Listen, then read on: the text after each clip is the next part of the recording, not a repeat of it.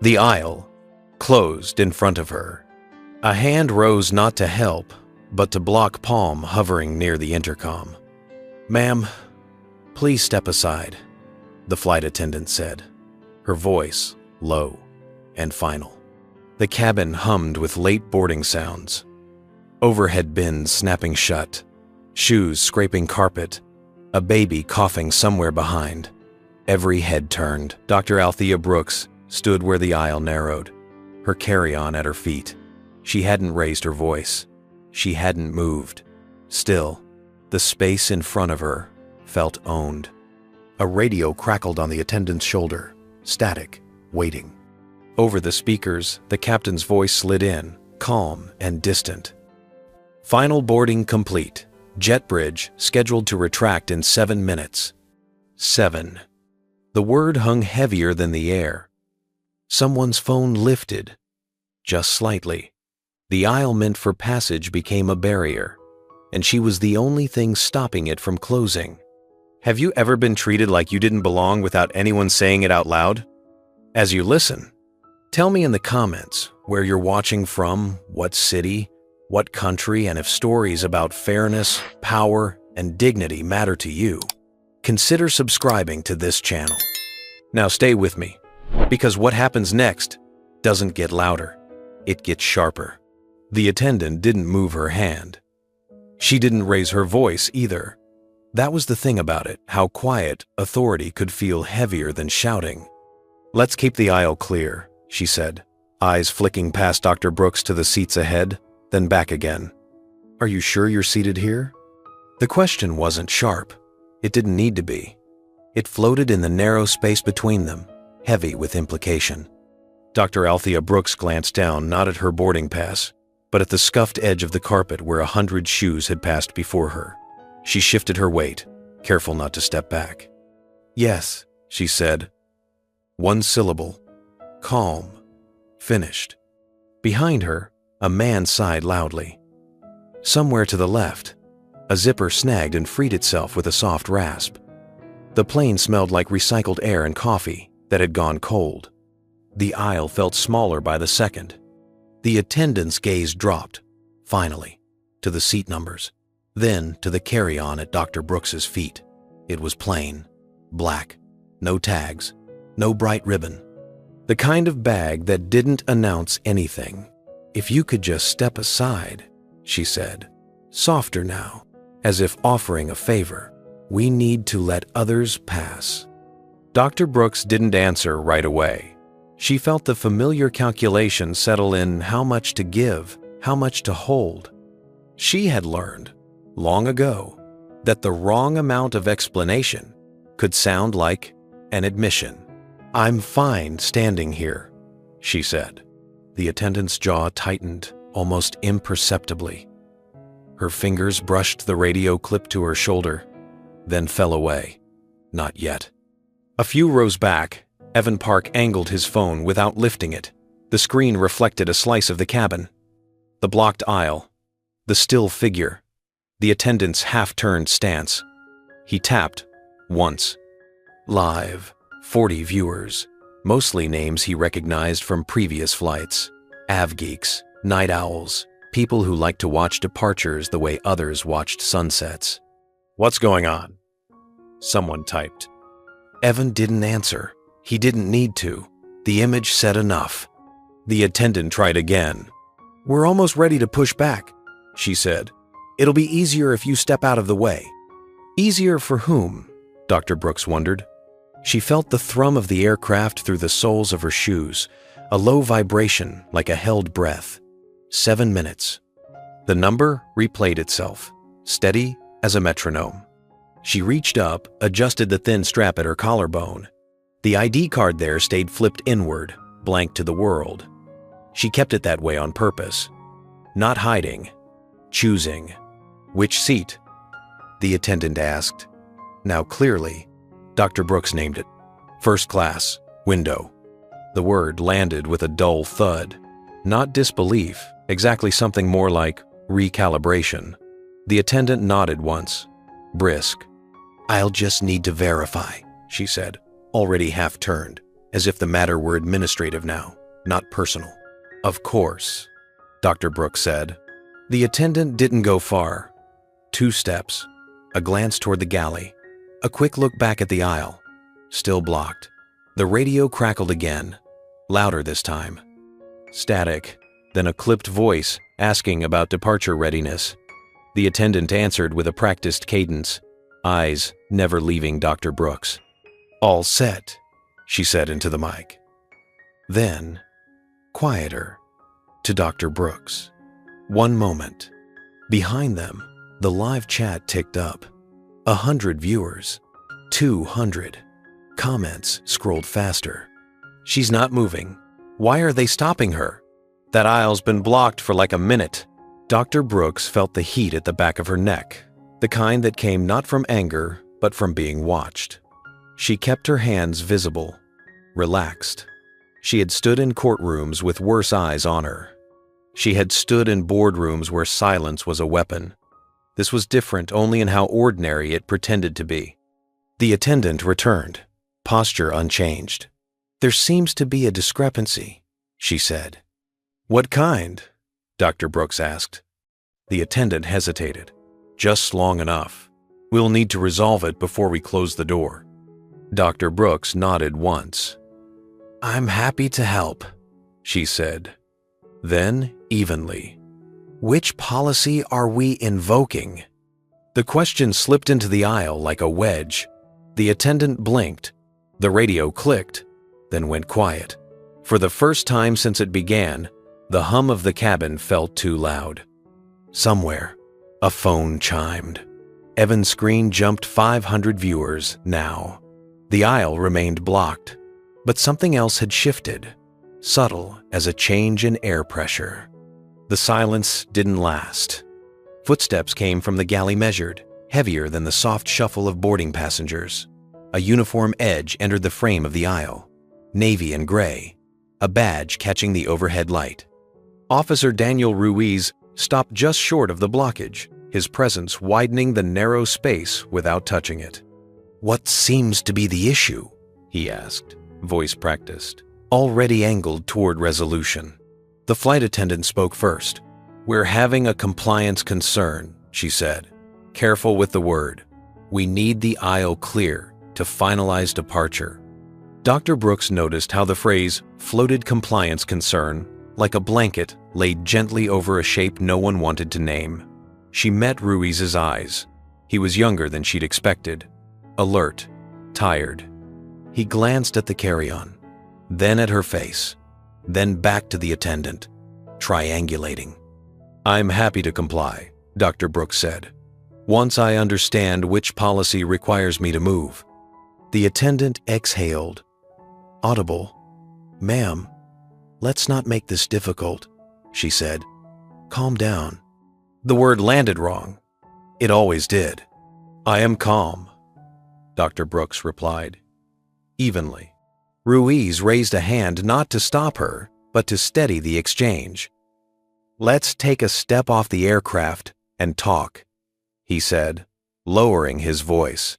"We're under time pressure." Behind him, the radio on the attendant's shoulder chirped, then cleared. Overhead, the captain's voice returned, smooth and impersonal. "Cabin crew, please finalize departure procedures. 5 minutes to bridge removal." 5. The number moved through the cabin like a current, a ripple of shifting bodies. Someone laughed, nervously.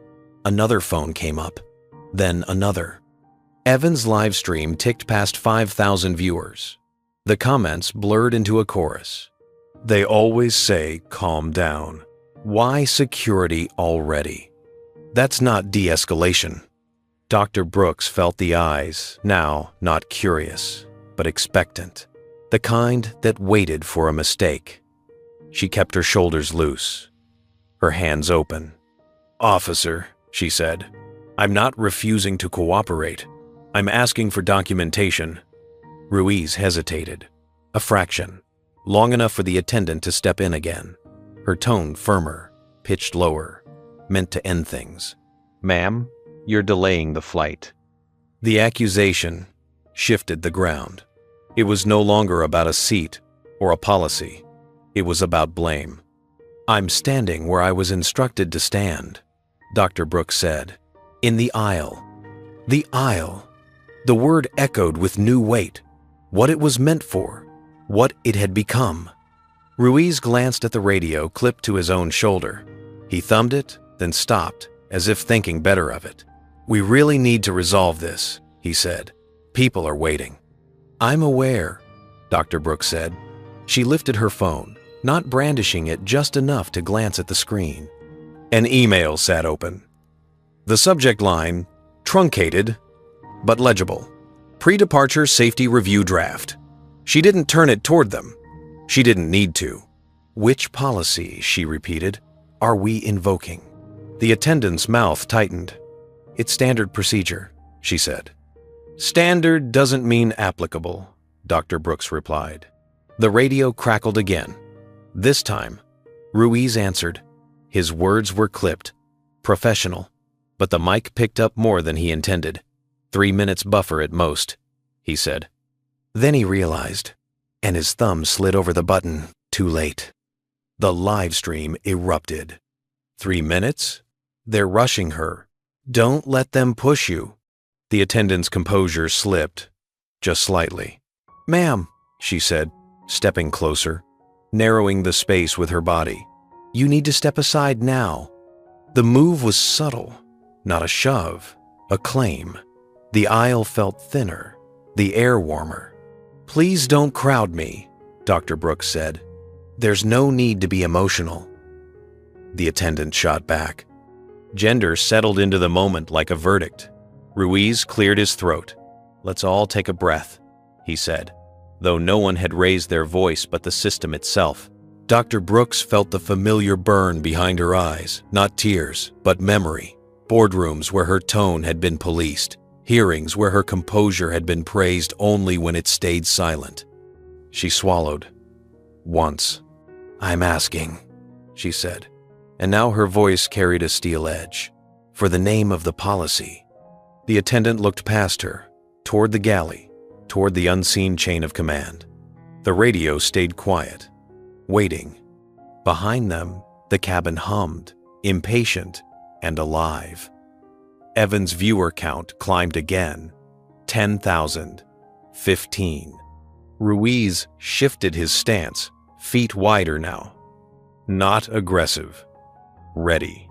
"If we can't resolve this here," he said carefully, "we may need to pause departure." The word pause hovered. Dangerous. Dr. Brooks nodded. "Then let's put it on record," she said. For the first time, the attendant didn't answer. The aisle remained blocked, but the balance had changed. The system had leaned forward and in doing so, revealed the outline of its weight. No one spoke for a moment. The quiet felt different now, not charged, but stretched, like fabric pulled to its limit and held there. The aisle remained blocked, yet no one claimed it. The flight attendant stood half-turned, eyes flicking between the galley and the officer, as if waiting for a signal that hadn't arrived. Dr. Brooks inhaled, slowly. She let the air move all the way down, past the tightness in her chest. She noticed small things she hadn't before. The faint whistle from a vent above row 3. The crease in the carpet where the aisle met the bulkhead. The way the overhead lights flattened everyone's features into the same tired pallor. Across the aisle, a woman in a gray blazer watched with open concern. Not curiosity concern. She caught Dr. Brooks's eye and gave a small, helpless shrug. A man 2 rows back looked away, embarrassed, as if proximity itself were an accusation. Officer Ruiz shifted his weight, hands resting near his belt, not touching anything. He was listening now, not just waiting. "We can document," he said carefully, "but we still need to keep the aisle clear." The word clear echoed without echoing. Clear of what, exactly? "I understand," Dr. Brooks said. Her voice had softened, not weakened. "I'm trying to help you do that correctly." The attendant's radio chirped, then went quiet again. No new instructions. The absence of direction pressed harder than any order. Evan's livestream settled into a steady climb. 20,000 viewers now, then 25. The chat slowed, oddly, as if the audience sensed the change in tempo. Fewer exclamations, more questions. What happens next? Why is everyone waiting? This feels wrong. Dr. Brooks glanced at her phone, then slid it back into her palm without unlocking it. She didn't want to read. She didn't want to perform. She wanted the system to speak for itself. The attendant finally broke the silence. "We're following procedure," she said, but the words sounded rehearsed, thin. "It's for safety." Dr. Brooks nodded. "Safety is why I'm asking," she replied. "Before the door closes." The phrase landed with quiet weight. Before the door closes, before the system seals itself and calls it order. Ruiz looked toward the cockpit, then back. "Captain's asking for a status update," he said. He pressed his radio, thumb steady. "We're assessing a compliance question in the aisle," he reported. "Stand by. Stand by." The command mirrored the posture everyone had adopted. A flight attendant from further back stepped forward, then stopped, reading the room. She leaned toward her colleague and whispered something Dr. Brooks couldn't hear. The first attendant's shoulders dropped a fraction. For the first time since it began, the aisle felt less like a battleground and more like a pause, a waiting room. Dr. Brooks's mind drifted, uninvited, to another corridor years ago, narrow, fluorescent lit, outside a hearing room where she had waited to testify. She remembered the way her heels had clicked too loudly, how she'd slowed her pace to avoid drawing attention. She remembered thinking, "If I move carefully enough, I won't be noticed." The thought returned now, unwelcome and sharp. She straightened just a little. "I don't need special treatment," she said, "not to anyone in particular. I need the same clarity everyone else gets." The attendant looked at her, then not scanning, not assessing, but seeing, just for a second. "We don't have time for a back and forth," she said, softer than before. "We have time for the right thing," Dr. Brooks replied. The radio stayed silent. From the cockpit, the captain's voice came again, lower, closer than before, as if leaning into the moment. "Cabin, advise, we're holding at the gate." Holding, not pushing, not closing. A murmur rippled through the cabin, relief tinged with impatience. Someone clapped once, then stopped, uncertain if it was allowed. Evan's viewer count jumped again, 30,000. He angled the phone slightly to catch the aisle, the stillness, the fact that nothing was happening and that this nothing mattered. Dr. Brooks felt the heat at the back of her neck ease. Not gone, eased. She met Ruiz's eyes again. He gave a small nod, barely perceptible, as if acknowledging the shift. "We'll need to note this," he said. "Yes," Dr. Brooks said. "On record." The attendant exhaled, long and slow. She looked down the aisle at the space that had become a problem only because it had been claimed.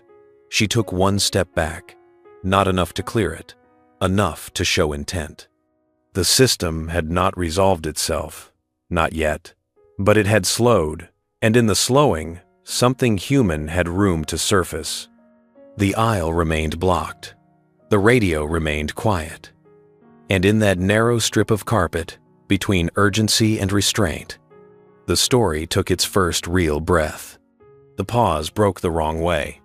Officer Ruiz leaned in slightly, lowering his voice as if confidentiality might soften the blow. "We can resolve this faster if you step off the aircraft," he said. "Just for a moment." The offer sounded reasonable. It always did. Dr. Brooks felt at the pull of the easier path, the one that promised quiet, privacy, a resolution away from eyes and cameras. She pictured the narrow jet bridge, the hum of the terminal, the familiar choreography of being escorted somewhere to talk. She had walked that corridor before, in other contexts, other lives. For half a breath, she considered it. The attendant's radio chirped. Sharper this time. Ruiz's hand moved instinctively toward his own mic. Overhead, a soft chime announced an update from operations. Words too low to make out, but urgent enough to raise the temperature of the cabin. 3 minutes, Dr. Brooks thought. They were about to turn time into leverage. "I'm not refusing," she said, meeting Ruiz's eyes. "I'm declining to move without documentation." The distinction mattered. She held it steady between them. Ruiz straightened. The attendant exhaled through her nose, impatience flashing. "Ma'am," she said, "no softness left now. We're holding up the flight." The accusation landed hard. Heads turned again, sharper this time. A ripple of annoyance moved through the cabin, the sound of people who wanted to get home, who wanted this to end. Evan's live stream spiked. 40,000 viewers. The chat split cleanly down the middle, those urging compliance, those urging resistance. The line between convenience and conscience lit up in real time. Just step off. They're bullying her. This is how it always happens. Dr. Brooks felt the weight of the room settle onto her shoulders. This was the moment the system counted on, the moment when public fatigue would do its work. She glanced down the aisle, past the attendant's shoulder, toward the cockpit door, closed. She glanced back at the space behind her, filled with people whose schedules now pressed against her spine. "I hear the urgency," she said. "I also hear the policy being used incorrectly." The attendant shook her head. "We don't have time for a debate." "This isn't a debate," Dr. Brooks replied. "It's a record." Ruiz's radio crackled, louder than before. This time, the voice on the other end was clear. "Security? Status?" Ruiz answered, choosing his words carefully. "Passenger." Declining to clear aisle pending documentation. The word declining hung there, clinical and loaded. 3 minutes to bridge removal, the voice replied. "We need compliance." The cabin reacted as one. A collective intake of breath. Someone muttered an oath. Someone else laughed, sharp and humorless. The attendant stepped closer again, her body angling to claim the aisle fully now. "Ma'am," she said, voice firm, "this is your last opportunity to step aside voluntarily."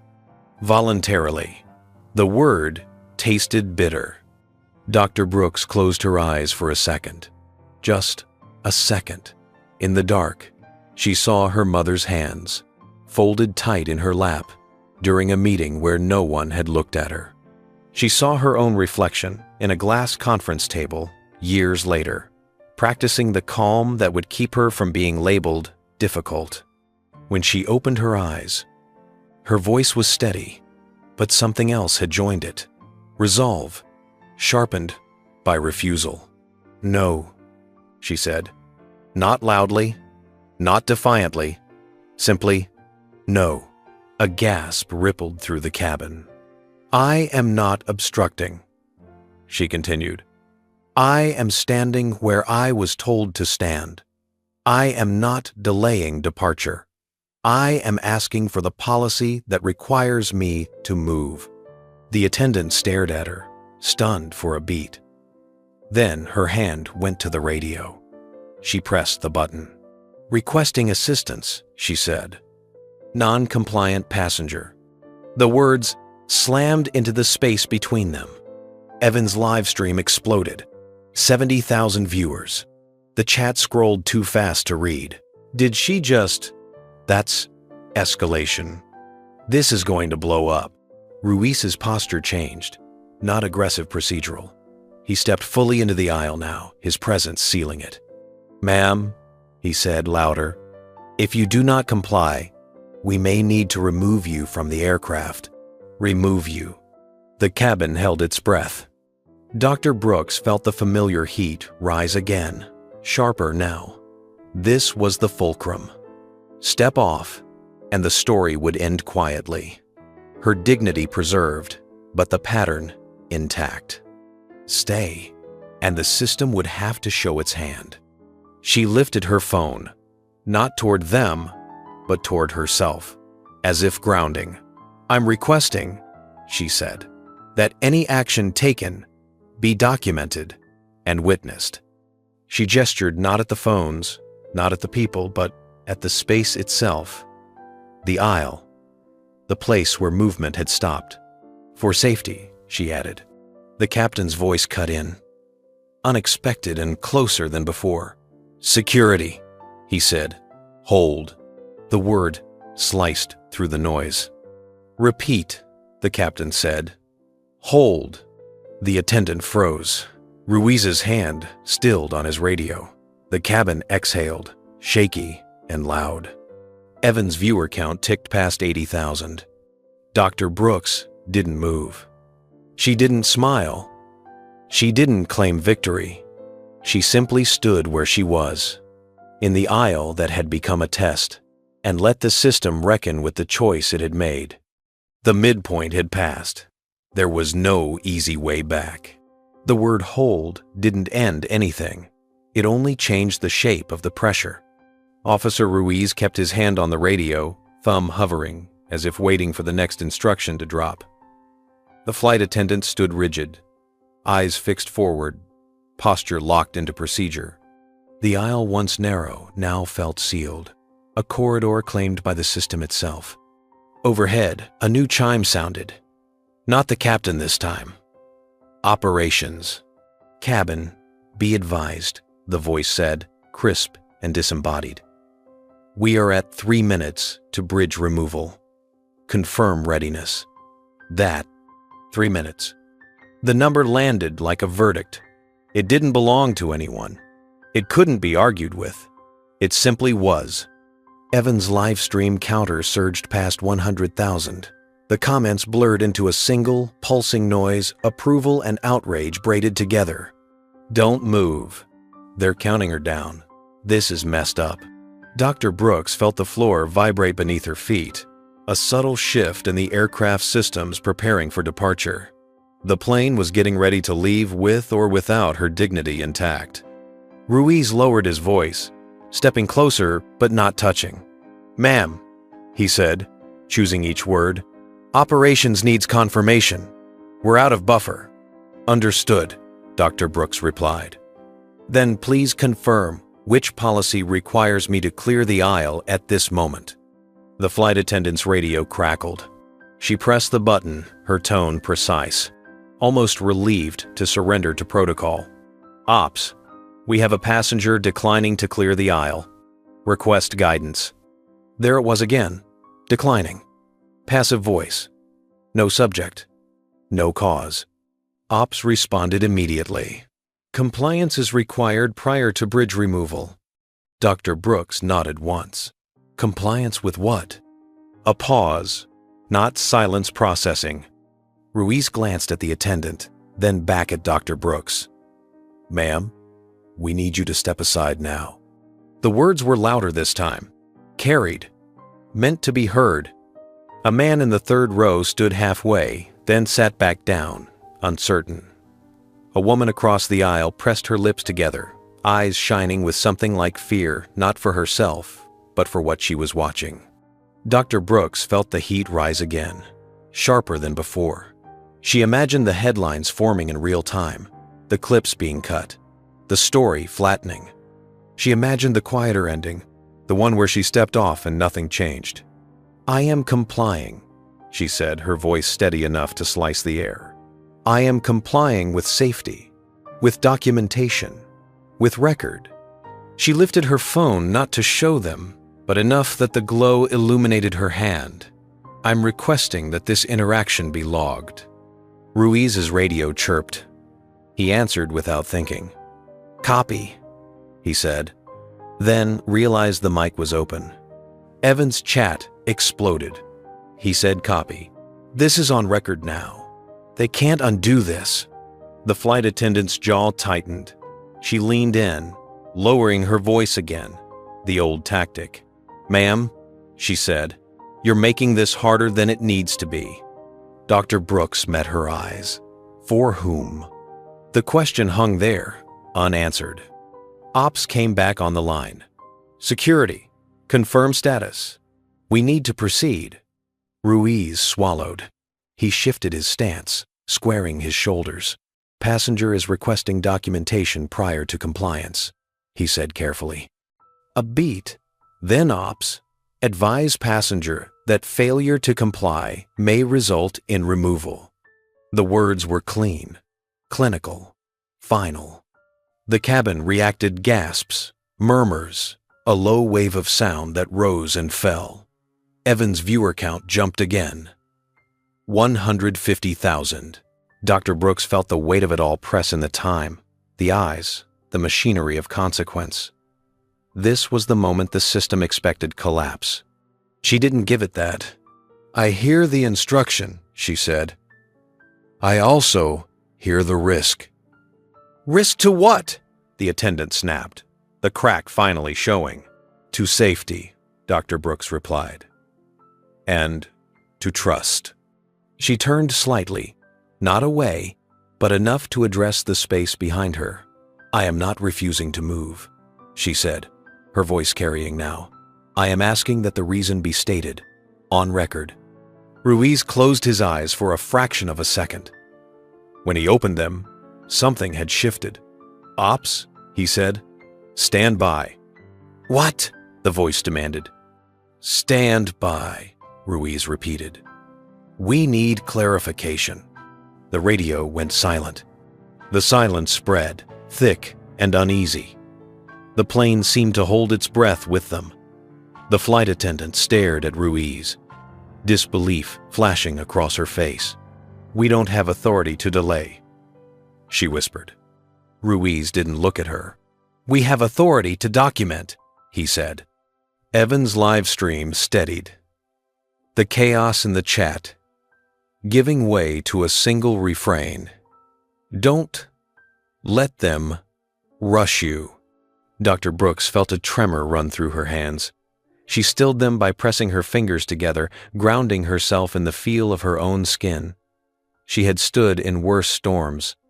This one mattered more because it was ordinary. The captain's voice cut through, closer now, unmistakably human.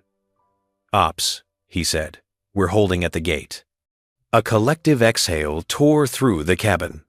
The flight attendant stepped back, just one step. The aisle remained blocked, but the threat had shifted. Time was no longer a weapon pointed only one way. Dr. Brooks didn't move. She didn't speak. She let the system sit with what it had tried to do. 3 minutes had become a mirror, and in it, everyone could see exactly how power worked when it thought no one was watching. The clock found its voice again. "Jet bridge operator standing by. Operations announced. Flat and final. 1 minute to scheduled removal."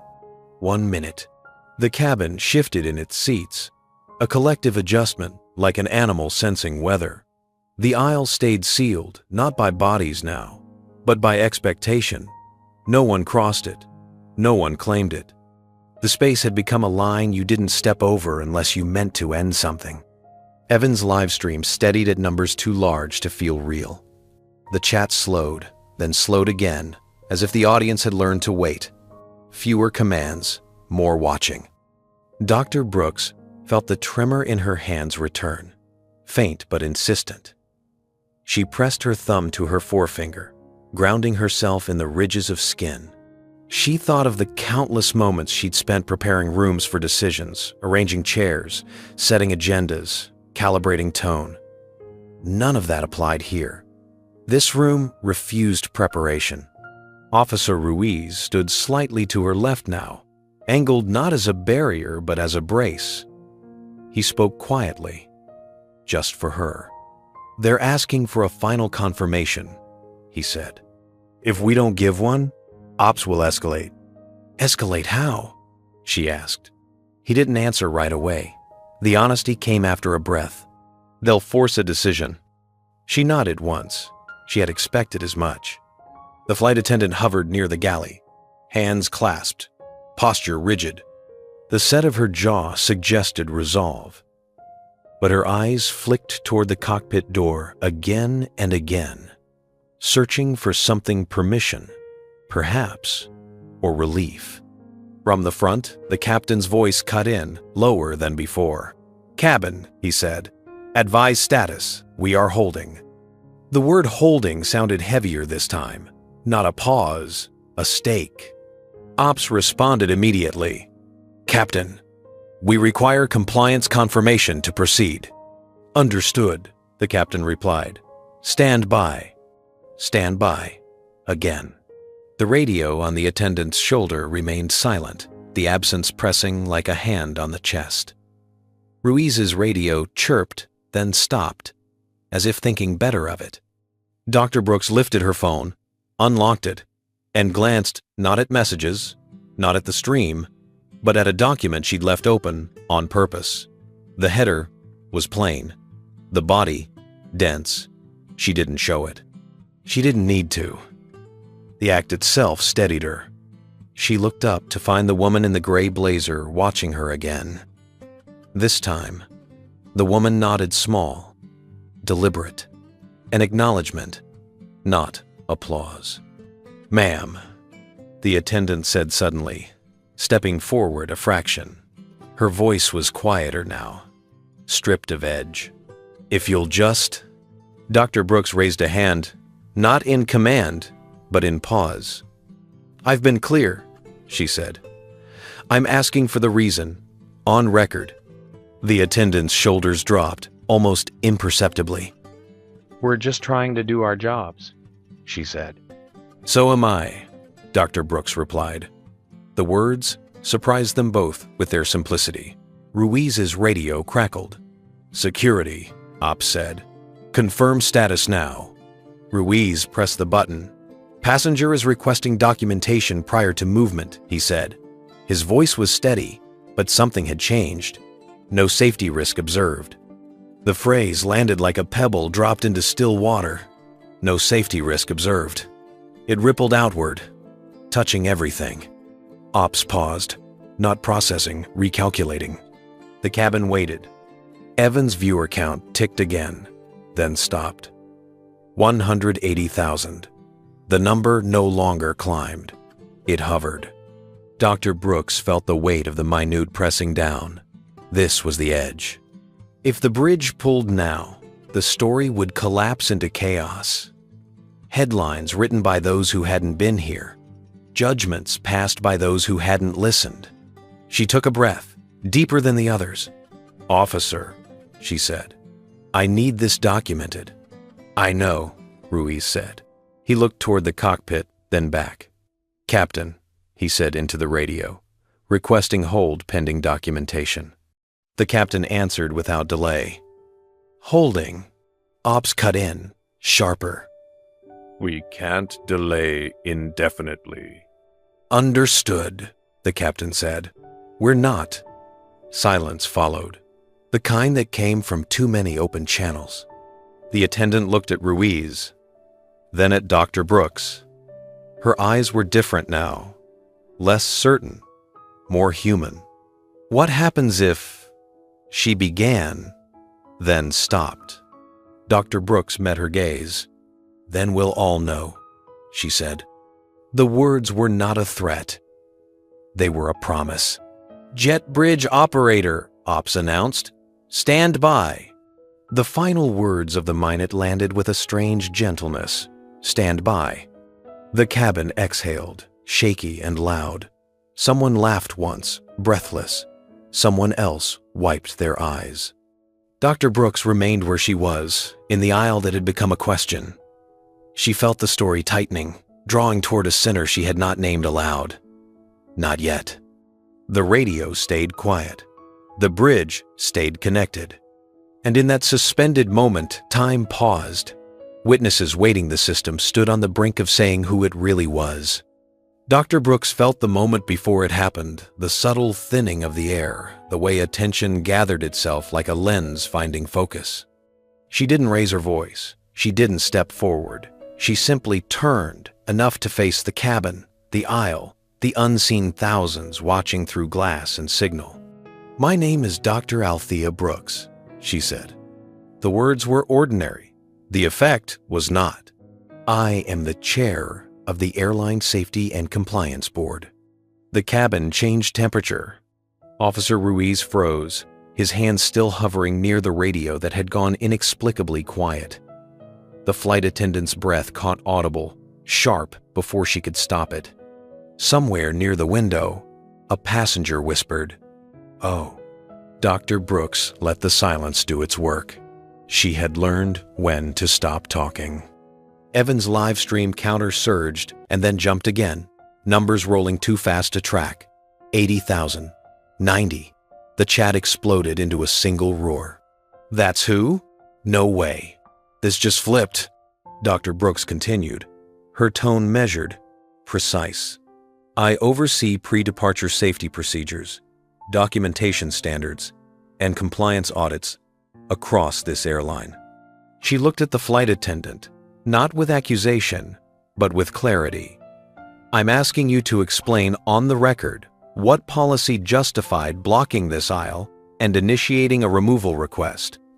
The word "explain" landed where comply had failed. The attendant opened her mouth, closed it, looked to Officer Ruiz, then toward the cockpit door as if it might rescue her. It didn't. Ruiz found his voice first. "Captain," he said into the radio, "we have a declaration of oversight authority." The radio stayed silent. Dr. Brooks shifted her gaze to the front. "Captain," she said, addressing the intercom without touching it, "I'm requesting this interaction be documented and preserved." A beat. Then the captain's voice came through closer, now unmistakably human. "Acknowledged," he said. "Ops is on the line." Operations didn't speak right away. When they did, the tone had changed. "Dr. Brooks," the voice said, careful with the name, "we were not aware." "That's not the question," Dr. Brooks replied gently. "The question is, what policy was applied?" The attendant swallowed. We followed standard clearance procedure," she said. The words sounded thin, even to her own ears. "Which section?" Dr. Brooks asked. The attendant glanced at the laminated card in her pocket and didn't pull it out. She knew. Everyone knew. Ops cut in. "Captain," the voice said, "place the flight on immediate hold. Initiate a compliance review." The cabin exhaled in a wave. "Hold, acknowledged," the captain replied. Dr. Brooks didn't smile. She nodded once, a small concession to gravity. "Thank you," she said.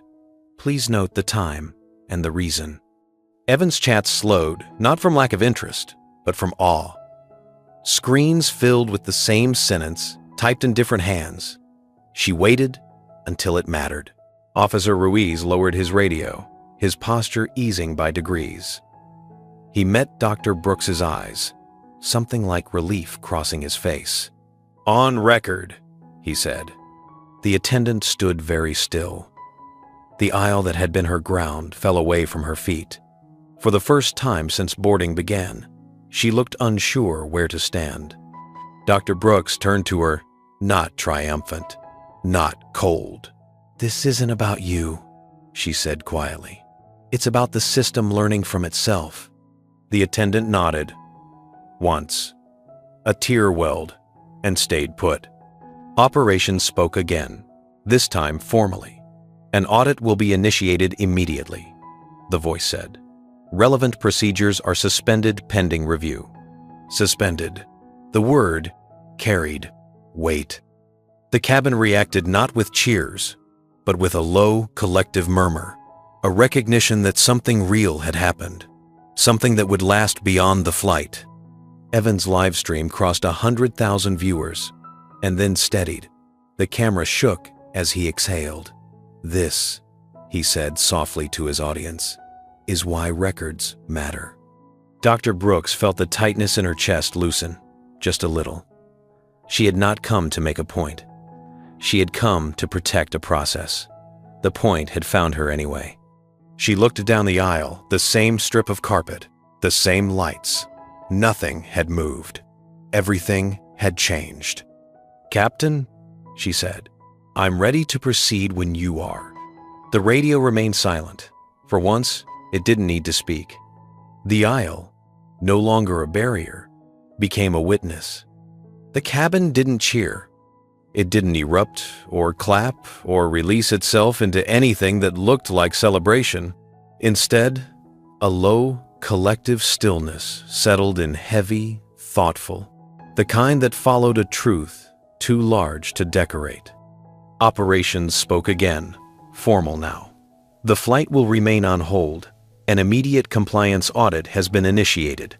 Relevant procedures are suspended pending review." Suspended. Audit. Initiated. The words moved through the cabin with a different gravity than comply ever had. They weren't aimed at anyone standing in the aisle. They were aimed inward. Officer Ruiz let out a breath he'd been holding for minutes. He lowered his radio, then unclipped it entirely and held it in his hand, as if unsure where it belonged now. "Logged," he said quietly. The captain added, "Cabin, thank you for your patience." The phrasing mattered. Thank you. Not apologies, not explanations. An acknowledgement. Evan's live stream steadied at a number that no longer climbed. The chat slowed to near silence. People watched, not to react, but to understand what came after the reveal. He tilted the camera down, respecting the shift. "We're going to keep this rolling," he murmured. "This part matters." Dr. Brooks felt the tension leave her shoulders in increments. Not relief, release. The kind that left behind fatigue where vigilance had been. She became aware, suddenly, of her feet aching, of the dryness at the back of her throat. The flight attendant, Megan, stood a few steps away, hands clasped too tightly.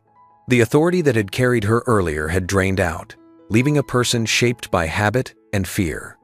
"Dr. Brooks," Megan said, voice barely above a whisper. "May I?" Dr. Brooks nodded once. "Permission, not invitation." Megan swallowed. Her eyes flicked toward the phones, the faces, then back. "My first year flying," she said, words coming unevenly. "I was pulled off a plane." The cabin leaned in, without moving. "They said I didn't look ready," Megan continued. "Too young, too something." She laughed once, brittle. "Security stood where you stood. Radio on the shoulder. Same aisle." Dr. Brooks felt the recognition before the words landed fully. The shared geometry of it. The way the space remembered. "I learned fast," Megan said. "Stand on the right side of the line. Use the language. Don't get caught in the middle." She gestured, helplessly, to the aisle. "I thought that was how you stayed safe." Dr. Brooks listened. She didn't interrupt. She didn't correct. She let the confession be what it was. Not an excuse. Not an apology. An opening. "I learned to survive by knowing the rules," Dr. Brooks said quietly. "You learned by enforcing them." Megan nodded, tears finally spilling. "I didn't think—" "I know," Dr. Brooks said. She softened the words without dulling them. "That's why the system needs daylight." Officer Ruiz looked between them, something like shame and relief crossing his face. He cleared his throat. "For what it's worth," he said. "I've been on both sides of that radio too." Dr. Brooks met his eyes. "That's why record matters," she replied. Operations returned to the line, crisp but changed. "Captain," the voice said, "procedural guidance is being updated. Effective immediately. Any aisle obstruction requires documented cause and supervisory confirmation." A murmur ran through the cabin, not approval recognition. A line had been drawn that would outlast the flight. "Copy," the captain said. "Will comply." Megan closed her eyes, a single tear tracing a clean line down her cheek. "I'm sorry," she said. This time, the words held. Dr. Brooks nodded. "Thank you for saying it," she replied. "What happens next matters more." Evan's chat filled with one sentence, repeated in different hands. "This is what accountability looks like." The cabin began to move again. Small adjustments. Bags shifted. Shoulders rolled. Life, returning carefully, as if not to break what had just been set. Dr. Brooks felt a tremor in her hands and didn't fight it. She clasped them together, grounding herself in the moment. The system had bent. People had been seen. That was enough for now. Megan stepped back from the aisle, fully this time. The space opened, not ceremonially, but naturally, like a door no longer being held shut. The radio in Ruiz's hand stayed quiet. And in the hush that followed consequence, real consequence, the truth settled. Justice hadn't arrived as punishment. It had arrived as learning, witnessed and recorded, with nowhere left to hide. The live stream went dark. Not abruptly, Evan gave his audience a small nod, a quiet promise to follow up, then lowered the phone. The absence of the red light changed the cabin, more than anything else had. Without it, the moment belonged only to the people inside the plane. The aisle stood open, not ceremonially, not announced. It simply was an uninterrupted strip of carpet, from bulkhead to cockpit, ordinary again, a place meant for passing. Dr. Brooks stayed where she was for a breath longer, letting her body catch up to the room. The ache in her feet sharpened, then settled. She adjusted the strap at her collarbone and felt the ID card flip outward on its own, the name and title finally visible. She didn't look down. Officer Ruiz clipped his radio back to his belt, then hesitated and turned it off. The click was soft, final.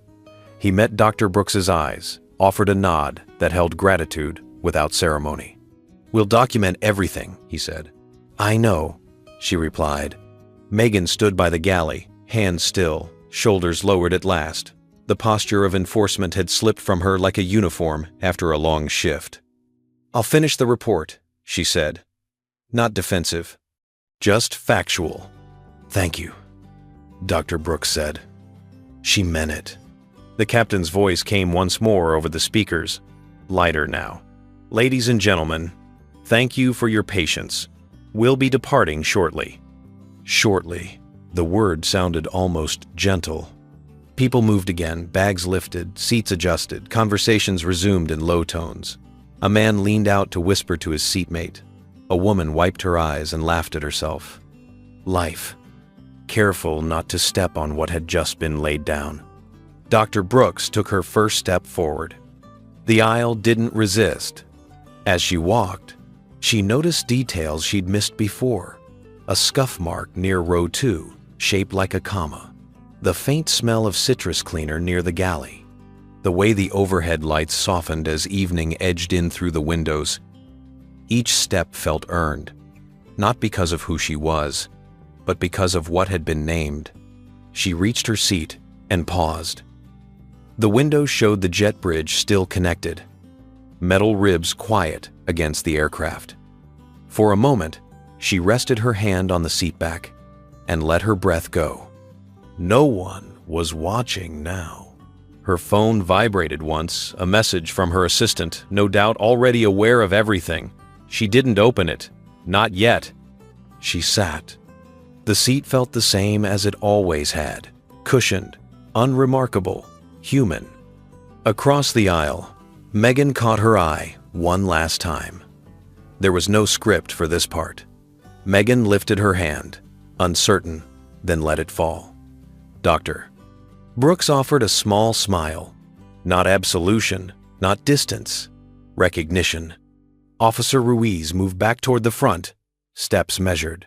He stopped once, looked down the aisle, then continued. The corridor remained open behind him. The radio stayed silent. As the jet bridge finally pulled away, the movement was almost anticlimactic, a gentle shudder, a soft mechanical sigh. No countdown announced it. No voice narrated the moment. The plane prepared itself, systems aligning. the ordinary choreography resuming. Dr. Brooks closed her eyes for a second. In the quiet, she felt the weight of the day settle. Not triumph, not exhaustion, but something steadier. The knowledge that the system had been made to see itself, if only briefly. That a line had been drawn where one had not existed before. She opened her eyes as the engines began their low, patient hum. When the plane started to move, it did so without urgency, taxiing, not fleeing. Dr. Brooks looked down the aisle one last time. Clear, unclaimed, as it should be. She thought of the words that had echoed through the cabin earlier, clear the aisle, and how they had been used to close space instead of open it. The memory felt distant now, like a phrase from another language. She rested her head against the seat and allowed herself one quiet truth, unshared and unrecorded. This aisle was never blocked. It only revealed who the system was willing to stop. The plane turned toward the runway, and for the first time since boarding, everything moved forward together. So how did this story make you feel? Did it remind you of a moment when you were silenced, or when the system finally listened? I'd love to read your thoughts in the comments. If this story moved you, please like it, share it with someone who needs to hear it, and subscribe to the channel. Your support helps these stories reach the people who need them most.